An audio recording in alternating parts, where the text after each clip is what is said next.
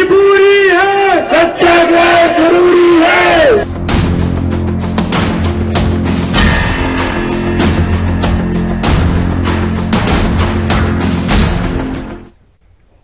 भारत में पुरुषों के शोषण के मामले लगातार बढ़ रहे हैं। क्या होता है इन पीड़ित पुरुषों और उनके परिवारों का जब लगाए जाते हैं उन पर झूठे आरोप? देखिए समय न्यूज नेटवर्क की ये खास रिपोर्ट।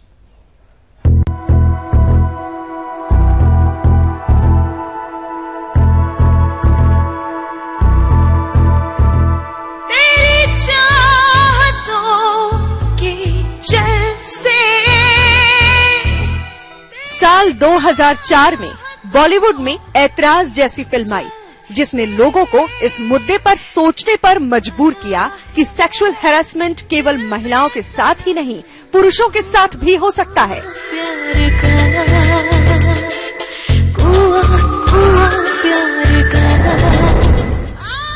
फिल्म में दिखाया गया कि कैसे एक पुरुष को उसकी महिला बॉस सेक्सुअल हैरेसमेंट के झूठे केस में फंसाती है। मिस्टर राज आपके ऊपर थे या आप मिस्टर राज के ऊपर? ऑब्जेक्शन मिलॉर्ड, मिस्टर राज मल्होत्रा कबूल कर चुके हैं कि वो सोनिया जी के ऊपर थे। अब फिर से ऊपर नीचे का सर्कस क्यों शुरू कर रहे हैं?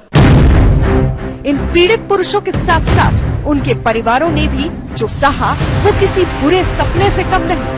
दहेज के मामलों में पीड़ित पुरुषों के साथ साथ उनके परिवार को भी कोर्ट कचहरी के चक्कर काटने पड़ते हैं। अक्सर आपने देखा होगा कि पीड़ित महिलाओं को टीवी पर दिखाते समय उनकी पहचान छुपाई जाती है, लेकिन आज हमें इस रिपोर्ट को दिखाते समय पुरुषों के चेहरे को धुंधला करना पड़ रहा है, क्योंकि ये वो पुरुष हैं जिन्हें महिलाओं ने कानूनी दांवपेचों में इस कदर फंसाया, जिससे सोसाइटी में इनका मान सम्मान सब कुछ चला गया। आज मेरा कैरियर फुली स्पॉइल हो चुका है। मैं रहता हूँ बिहार में हूँ, केस चल रहा है मुंबई में। महीने में अगर 2 डेट हो गए तो मैं आया गया तो मेरा टाइम कहाँ बचा? 30 डेज में से 10 डेज में चले जाते केस लड़ने में। 20 डेज के लिए मुझे कोई जॉब में नहीं रखेगा। उन्होंने मुझे बोला कि ठीक है, आप हमें 50 लाख रुपए दीजिए, और 50 लाख रुपए नहीं देंगे तो हम आपके ऊपर झूठे केस करेंगे। एक्ट 498A, 354, 376 जैसे एक्ट के तहत कानून का सहारा लेकर महिलाएं अपने खिलाफ हो रहे अन्याय से लड़ती हैं। लेकिन इन्हीं एक्ट का इस कदर दुरुपयोग किया गया कि कुछ पुरुषों की जिंदगी नर्क से भी बदतर हो गई।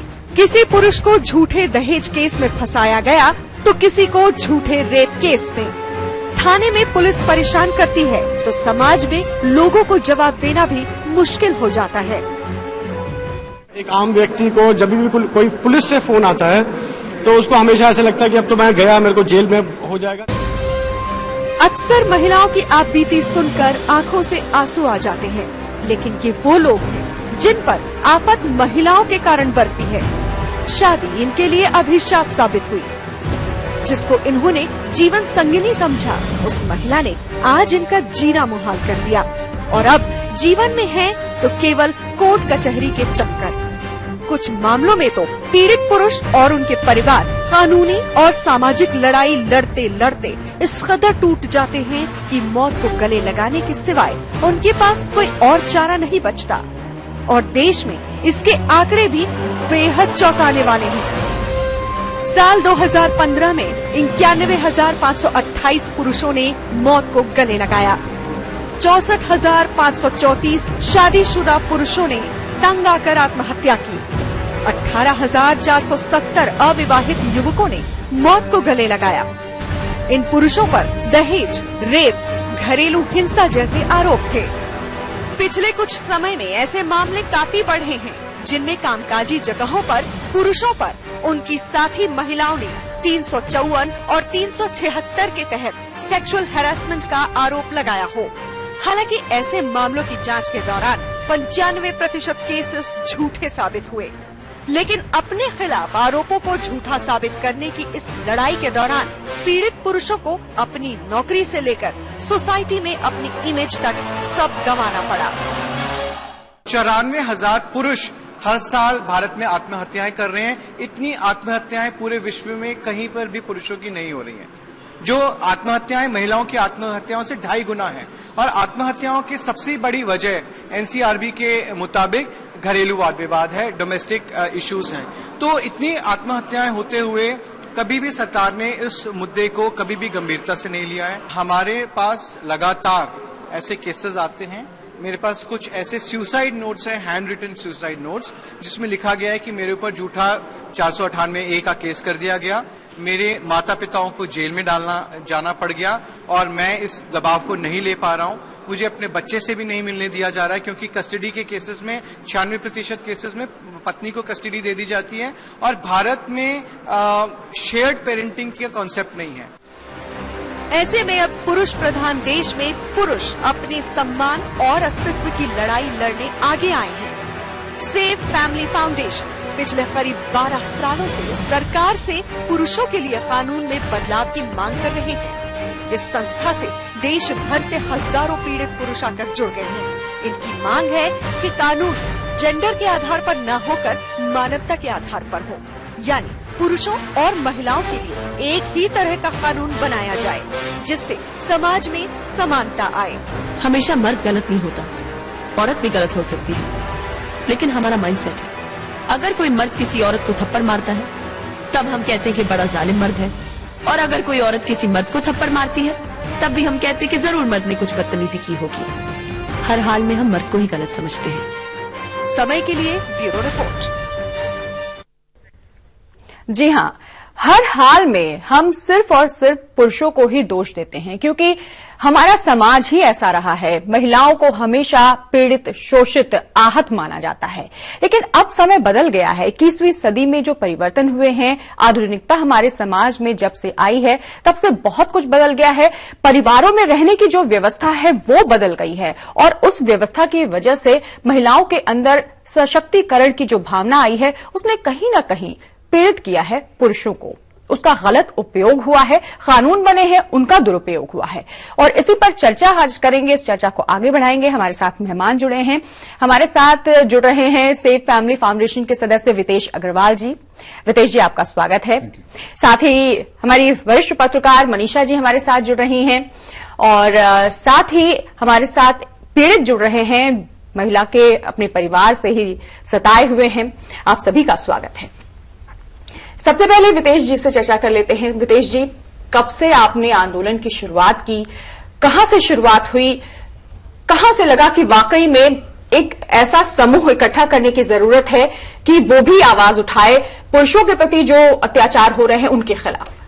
ये देखिए, हमारे देश में 1983 में डोमेस्टिक ये 498A नाम का कानून बना, जिसका धीरे धीरे करके दुरुपयोग होने लगा, और 2000 तक आते आते इसके दुरुपयोग की सीमा इतनी बढ़ गई कि जैसे ही कोई महिला केस अपनी FIR रजिस्टर कराती थी, पूरे परिवार को, सारे रिश्तेदारों को और उसके इवन पड़ोसियों को भी गिरफ्तार कर लिया जाता था। तो धीरे धीरे करके 2005 में लोग विक्टिम्स एक साथ एकजुट होना शुरू हुए और सेव इंडिया फैमिली की फाउंडेशन रखी गई। उसके बाद मैं इस ग्रुप के साथ 2009-2010 में एसोसिएट हुआ। पिछले 8 साल से लगभग मैं इनके साथ काम कर रहा हूं। ज्यादातर केसेस हमारे पास इनिशियली आते थे 125 मेंटेनेंस, डोमेस्टिक वायलेंस या दहेज के, बट रिसेंटली पिछले 2-3 सालों में ट्रेंड चेंज हुआ है।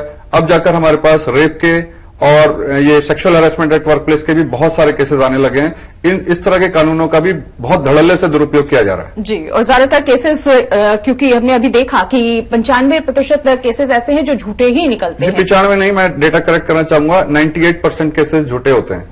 जी, हमारे साथ पीड़ित भी हैं, उनसे भी बात कर लेते हैं।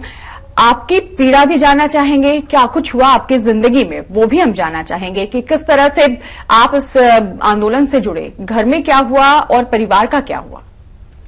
मेरी शादी अप्रैल 2013 में हुई। उससे पहले मेरा कैरियर बहुत अच्छा चल रहा था। दिल्ली में मैं अपना गोल के साथ अपनी लाइफ आगे बढ़ा रहा था, लेकिन हर एक की तरह से लाइफ में शादी होती है, मेरी भी शादी हो गई। शादी के बाद कुछ टाइम ठीक चला। 3 महीने के बाद लड़की की डिमांड हो गई कि आप ये छोड़ दो ये शहर और मेरे साथ मुंबई शिफ्ट हो जाओ दिल्ली से। जी। उसका प्रेशर बढ़ता चला गया। मेरी लाइफ में कुकर प्रेशर सिस्टम आ गया। मुझे समझ में नहीं आया मैं क्या करूं। 7 साल का कैरियर ड्रॉप आउट करके मुझे कहीं नए शहर में लाइफ बितानी पड़ेगी, लेकिन मुझे अपना परिवार बचाना था। मैं उसकी बात सुनता रहा। दिसंबर में दिसंबर 2013 आते आते उसने ऐसा घर में माहौल बना दिया कि मुझे मुंबई शिफ्ट होना पड़ा, सब कुछ छोड़ के, फैमिली, फ्रेंड्स, कैरियर सब छोड़ के मुझे वहां शिफ्ट होना पड़ा। मुझे वहां पे उसने हाउस हस्बैंड बना लिया जी। मतलब मैं एक अपना गोल ओरिएंटेड छोड़ के, मैं एक हाउस हस्बैंड का कभी मैंने सपना भी नहीं देखा था। हाउस हस्बैंड क्या मैं बोलूं, हाउस मेड बन गया मैं जी। उनके कहने अनुसार चलने लगा, क्योंकि मुझे था कि मैंने अपनी वाइफ से बहुत प्यार किया और शायद इसी प्यार की मुझे सजा मिली जी। उसके कहने अनुसार चलता रहा। फिर धीरे धीरे वो अपने टर्म्स एंड कंडीशन रखते चले गए। जी। जैसे जैसे मैं उनका टर्म्स एंड कंडीशन मैं नहीं मानता था, वो मुझे दो बातों से डराते थे कि मैं तुम्हें झूठे कैसे फंसा दूंगी, हमारे कंडीशन को मानो। और उसका भाई जिम ट्रेनर था जो कि मुझे इस बात से डराता था, जो मेरे फिजिकल एटिकेट उसके पास ज्यादा थे, तो इससे मुझे डराता था कि उससे टर्म्स एंड कंडीशन मानो, हाउस होल्ड वर्क करो। मेरा प्रोफेशनल कैरियर पूरी तरह चौपट हो चुका था। मैं अंदर से डीप डिप्रेशन, समझ में नहीं आया था कि कहाँ 6 महीने में लाइफ में एक गोल था, लाइफ में मेरे पास जीने की कोई वजह नहीं रह गई थी जी। फिर भी मैंने कोशिश की, समझाया, एक नई नौकरी वहां पे मुंबई में ढूंढी और मैंने अपनी वाइफ से रिक्वेस्ट किया कि हम यहाँ नहीं रह सकते हैं, कुछ और जगह देखते हैं। तो उसने एक कंडीशन था कि बगल वाला ही फ्लैट सोसाइटी में ही घर लेंगे, तुम्हारे पास और कोई दूसरा ऑप्शन नहीं है। फिर धीरे धीरे टाइम और बीता वहां पे 1-2 महीने, फिर उन्होंने कहा कि अपना सरनेम आप बदल लो और अपने माँ बाप से बात करना बिल्कुल छोड़ दो। घर में रोज लड़ाइयां, उनके टर्म्स एंड कंडीशन इतने बढ़ते जा रहे थे कि इसको मतलब मेरे लिए मानना बहुत असंभव सा हो गया था। मतलब मेरे वहां पे तबीयत इतनी खराब हो गई थी कि मेरा विजुअल लॉस्ट हो जा रहा था due to depression and BP low. मैंने ये बात भी अपने को कहा कि मैं तुम्हारी सारी बातें मानो, कम से कम मुझे डॉक्टर को दिखाना है। आपने अपनी पत्नी की सारी बात मानी, बावजूद इसके केस दर्ज कराया गया हाँ, पत्नी की तरफ से? हाँ। उसके बाद एक ऐसा समय आया कि मुझे वहां से निकलना पड़ा, मुझे अपनी जान बचाने के लिए। उस वक्त मेरी वाइफ ने मेरे ऊपर चाकू से हमला किया, लेकिन भगवान की किस्मत से मैं बच गया। जब मैं वापस अपने होम टाउन बिहार पहुंच गया, तब वो लोग मुझे बिहार मनाने के लिए आए कि अब मैं आपके ऊपर हरासमेंट नहीं करूंगी, जैसा आप बोलेंगे हम उस कंडीशंस के अनुसार करेंगे। लेकिन मेरी तबीयत इतनी खराब थी कि मेरे जाने की हिम्मत बिल्कुल नहीं थी। उसने मुझे बात धमकी दे के गई थी कि मैं वुमेन कमीशन का झूठा केस और जो भी केस है वो मैं कर दूंगी। वो मुझे मनाने जाने के बाद उसने 1-2 महीने के अंदर ही वुमेन कमीशन में केस दर्ज कर दिया। वहां से मुझे कॉल आया कि आपका केस मुझे जेन्युइन लग रहा है, आप नहीं भी आओगे तो चलोगे। मतलब मुझे पहली बार ऐसा भी लगा कि वुमेन के अलावा एक ह्यूमन की भी कोई सुनता है जी। लेकिन किस हद तक सुनता ये समझना बहुत मुश्किल था उस वक्त। फिर 6 महीने और बीते, मेरे ऊपर 498 हो गया, मम्मी पापा सिस्टर और मेरे ऊपर। मम्मी पापा और सिस्टर उसके पूरे 1 ईयर ऑफ मैरिड लाइफ में सिर्फ 10 डेज रहे थे जी। वो भी डिफरेंट सिटी में। वो हम लोग रहते थे मुंबई में, दिल्ली में, और वो रहते थे बिहार में। लेकिन सबको बिल लेने जाने के लिए मुंबई जाना पड़ा। बिल्कुल। और ये कहानी शादी के सिर्फ 1 साल की है, सिर्फ 1 साल की और है। 1 साल में ही एक परिवार टूट गया। क्या हुआ उसके बाद, इस पर भी हम चर्चा करेंगे, जानेंगे आपसे। फिलहाल हमारे साथ वरिष्ठ पत्रकार हैं मनीषा दीक्षित जी, हमसे भी बात करेंगे। मनीषा जी, हमने खबर देखी, खबर में आखिर में ये हमने सुना कि किसी भी महिला को अगर कहीं से कोई चोट पहुंचती है तो लोग कहते हैं ये तो बेचारी है, पीड़ित है। लेकिन अगर किसी पुरुष को तकलीफ होती है तब भी महिला के साथ ही लोग खड़े हुए दिखते हैं, पुरुष के साथ कोई खड़ा हुआ नहीं दिखता। आखिर इसकी वजह क्या है? समाज में जो बदलाव आया है बहुत तेजी से, उसकी वजह से, या फिर पहले से ही समाज ऐसा है? आखिर वजह क्या है इसकी? देखिए, हमेशा से क्योंकि औरतों को इतना सताया गया है कि हम हमेशा औरतों के पक्ष की बात करते रहे हैं। आज स्थितियां बहुत बदल रही हैं, लेकिन हमारा जो पूरा सामाजिक और पारिवारिक ढांचा है वो बिल्कुल नहीं बदला है। सारी चीजों में दिक्कत आती है। हम आगे बढ़ रहे हैं, लेकिन हम ना परंपराओं में बदलना चाहते हैं, ना उन चीजों में बदलना चाहते हैं जो हम पीछे से लेते चले आ रहे हैं पीढ़ी दर पीढ़ी। क्योंकि अब सोसाइटी ना ज्वाइंट फैमिली रह गई है, ना ऐसा है कि एक कमाएगा और 5 खाएगा। वहां पर क्या होता था कि पति की या पुरुष की चलती थी, पुरुष परिवार का मुखिया होता था। आज क्योंकि परिवार में अलग अलग तरह के विचार के लोग होते हैं, हम एक साथ रहते हैं, मुझे लगता है हमें अपने तौर तरीकों में बदलाव लाना होगा। इस तरह की दिक्कतें तभी आती हैं। आप देखिए, जब आप हम अपने आसपास देखते हैं, जब लड़कियों की अपब्रिंगिंग हो रही होती है, वो छोटी होती हैं, बहुत 12-14 साल की, उनको हम लड़कों की तरह से ही पाल रहे हैं। अचानक उसकी शादी करते हैं, अरेंज मैरिज, एक अननोन जगह पे उसे अचानक माइग्रेट करना है, उसकी मनोदशा को समझिए। ये सारी दिक्कतें वहीं आ रही हैं क्योंकि हम बहू को बहू के तौर पे देखना चाहते हैं, बीवी को बीवी के तौर पे देखना चाहते हैं। उसके लिए वो चीजें फिक्स हैं, वो उसमें पली नहीं है, ना उसने वो देखा है, ना उसके लिए वो मेंटली तैयार है। वो अचानक नए परिवेश में अपने को एडजस्ट नहीं कर पाती। हमें सारी चीजों को समझना होगा एक साथ। ये सच है कि कुछ औरतें उसका गलत इस्तेमाल कर रही हैं, लेकिन फिर भी हम ये नहीं कह सकते हैं कि सारी औरतें करें, क्योंकि औरतों का हरेसमेंट होता है, ये मानना पड़ेगा। घरेलू हिंसा होती है, ये मानना पड़ेगा।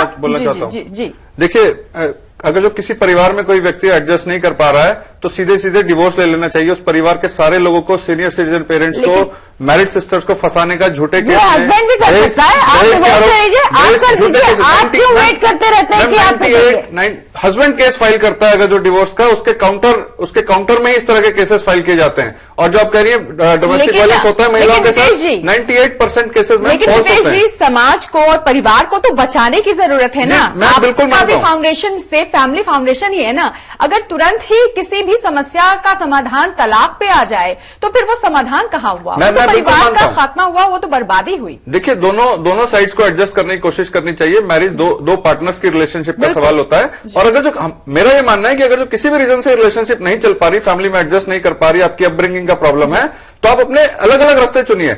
आप एक ये बोलना कि मैं आपके ऊपर फॉल्स केस कर दूंगा, आपको डरा धमका के रखना एक पार्टी को, that is actual husband are, जो आज की डेट में पुरुष है उसके ऊपर डोमेस्टिक वायलेंस किया जा रहा है। उसके लिए भी कानून बने हैं, उसके कोई कानून नहीं है। हस्बैंड कभी भी डोमेस्टिक वायलेंस, दहेज, इस तरह के रेप, इस तरह के केसेस में हस्बैंड या आदमी केस अपने रजिस्टर करवा ही नहीं सकता। ऐसा कोई आईपीसी में धारा मौजूद ही नहीं है जहां पे हस्बैंड अपना हैरेसमेंट का केस दर्ज करवा सके वाइफ के ऊपर या किसी भी वुमेन के ऊपर। लेकिन इसलिए तो आप औरतों के अधिकार नहीं खत्म कर देंगे ना, कि ये कहेंगे क्योंकि ऐसा हो रहा है। ऐसा देखिए, चाइल्ड राइट्स की बात हुई, वुमेन राइट्स की बात हुई, ठीक है, आप पुरुषों के राइट्स की बात करिए, लेकिन ये कह के कि देख इसी देश में ऐसे हजारों लोग हैं जिनको मृत मान लिया गया कि वो मरे हुए हैं, वो भी लड़ रहे हैं अपने राइट्स के लिए। ऐसा नहीं कह सकते आप कि कोई कानून से इसलिए हटा देना चाहिए क्योंकि कुछ लोग मिसयूज कर रहे हैं। देखिए, कुछ लोग, फिर से मैं आपको करेक्ट करना चाहूंगा, कुछ लोगों की बात नहीं है। Majority of the women are misusing the laws right now. 98% cases मेरा डेटा नहीं है, सुप्रीम कोर्ट का, एनसीआरबी का डेटा ही कहता है 98% केसेस फॉल्स है। अगर कहीं समस्या है तो उसके समाधान पे जाने की जरूरत है, ना कि किसी कानून को जड़ से खत्म कर देने की जरूरत है, क्योंकि कानून हमेशा रक्षा करने के लिए ही बनाए जाते हैं। विदेश जी, आपने बताया कि 7 सालों से आप इस फाउंडेशन से जुड़े हुए हैं, लगातार आप काम कर रहे हैं। ट्रेंड आपने चेंज होता हुआ देखा। पहले दहेज प्रताड़ना के मामले आते थे, घरेलू हिंसा के मामले आते थे, और अब आपने बताया कि वर्कप्लेस पे सेक्सुअल असॉल्ट के मामले ज्यादा आ रहे हैं।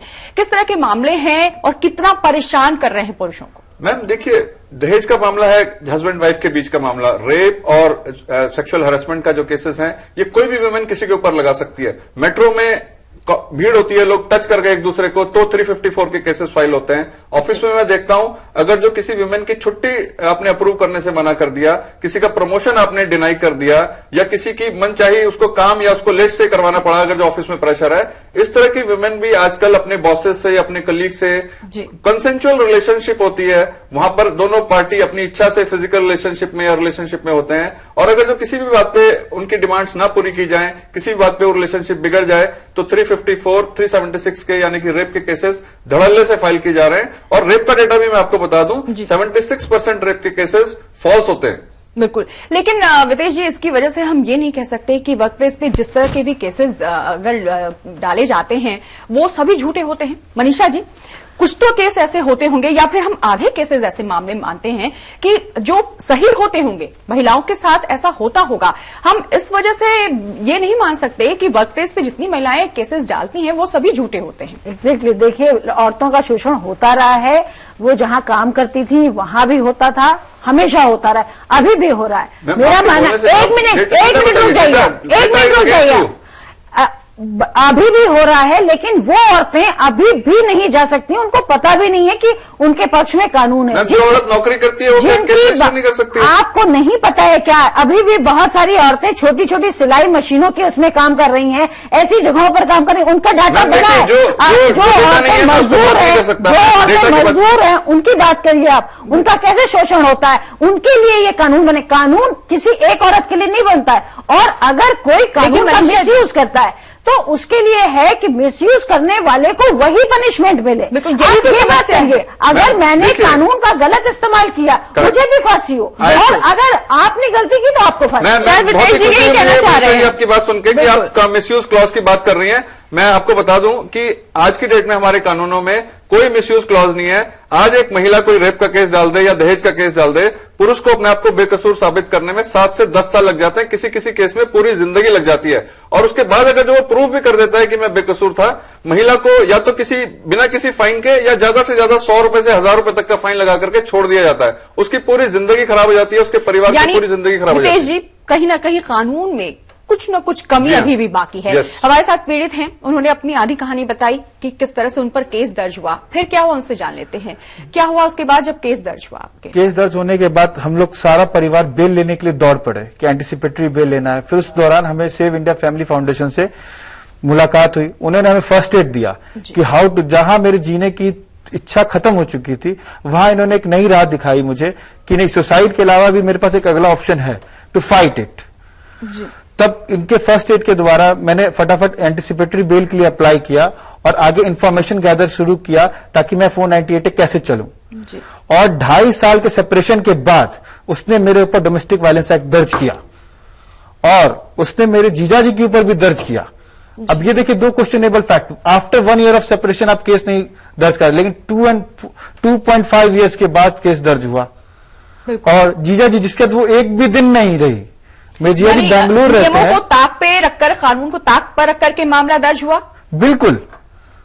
तो ये सब डोमेस्टिक इंसिडेंट्स रिपोर्ट उसमें लगी हुई है, जो कि domestic women violence women act में लिखा हुआ है, डोमेस्टिक इंसिडेंट्स रिपोर्ट होनी चाहिए, 1 साल के बाद केस दर्ज नहीं होना चाहिए। लेकिन 2.5 ईयर्स क्यों? क्योंकि मैं इंफॉर्मेशन गैदर कर रहा हूं अपने केस लड़ने के लिए। क्या मेरी ये गलती है? आज मेरे पास इतने बड़े सवाल है, मैं किसके पास जाऊं? आज नेशनल कमीशन ऑफ वुमेन है जहां वुमेन जा सकती है, एनिमल है, ट्रीज है, मैं किसके पास जाऊं? बिल्कुल, ये एक बहुत बड़ा सवाल है कि पशु के और वृक्षों की रक्षा के लिए भी अब कानून बन गए हैं, लेकिन पुरुषों के अधिकारों का जहां हनन हो रहा है उस पर अभी भी कोई कानून नहीं बना है और उस पर भी विचार करने की जरूरत है। रितेश जी, आपको क्या लगता है, जिस तरह की हम चर्चा कर रहे हैं कि कानून में कहीं ना कहीं कोई कमियां हैं, अब हम समस्या पर बहुत चर्चा कर चुके, क्योंकि अत्याचार हो रहे हैं, पीड़ा हो रही है और कहीं ना कहीं प्रताड़ना झेल रहे हैं पुरुष, लेकिन अब ये देखने की जरूरत है कि समाधान कहां निकाले, क्योंकि हम ये नहीं कह सकते कि कानून को ही खत्म कर दे। महिलाएं जो है सिर्फ और सिर्फ झूठा केस दर्ज करा रही हैं, जेन्युइनली ज्यादातर केस जेन्युइन भी होते हैं जिन पर विचार करने की भी जरूरत है। ऐसे में रितेश जी, आपको क्या लगता है कि कहां अब शुरुआत करने की जरूरत है? देखिए, हम कानून में हम तब्दीली की बात कर रहे हैं। हम ये कह रहे हैं कि 2-3 छोटे चेंजेस कानून में होने चाहिए। पहली बात तो ज्यादातर केसेस फॉल्स हो रहे हैं, तो आप एक फॉल्स जो मिसयूज का क्लॉज है हर कानून में होना चाहिए, और मिसयूज करने वाले को भी उतनी ही सजा होनी चाहिए जितनी उस कानून में सजा है। जैसे कि रेप के केस में अगर जो 7 साल या 10 साल या उम्र कैद की सजा है, तो कोई महिला रेप का केस झूठा डालती है उसको भी उतनी ही सजा का प्रावधान होना चाहिए। दहेज के केस में 3 साल की सजा का प्रावधान है। आप उस महिला को अगर जो केस प्रूव हो जाए कि झूठा केस है, 3 साल के लिए जेल में भेज दीजिए, सारे केसेस का काउंट एकदम कम हो जाएगा पूरे देश में। पहली बात। दूसरी बात, हम ये चाहते हैं कि सारे कानूनों को जेंडर न्यूट्रल बनाया जाए।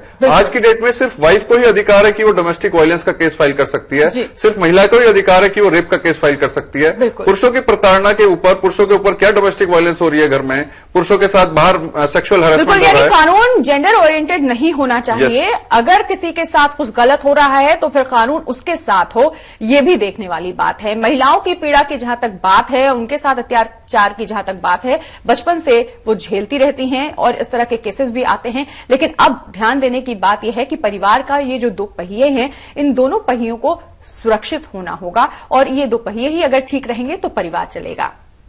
फिलहाल हमारे सभी मेहमानों का बहुत बहुत शुक्रिया कहना चाहेंगे। तो इसी के साथ हमारी इस खास पेशकश में इतना ही। ताजा तरीन खबरों के लिए आप चलते रहिए समय के साथ। नहीं, मजबूरी है, सत्याग्रह जरूरी है।